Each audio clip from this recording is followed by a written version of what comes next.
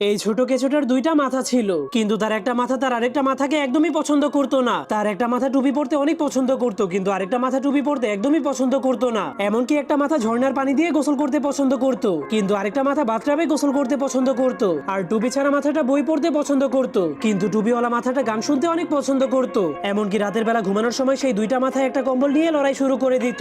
এরপর একদিন টুপি ছাড়া মাথাটা আপেল খাওয়ার জন্য একটা আপেল গাছে উঠতে শুরু করে দেয়, যার কারণে সেই টুপিওয়ালা মাথাটা অনেক ব্যথা পাচ্ছিল।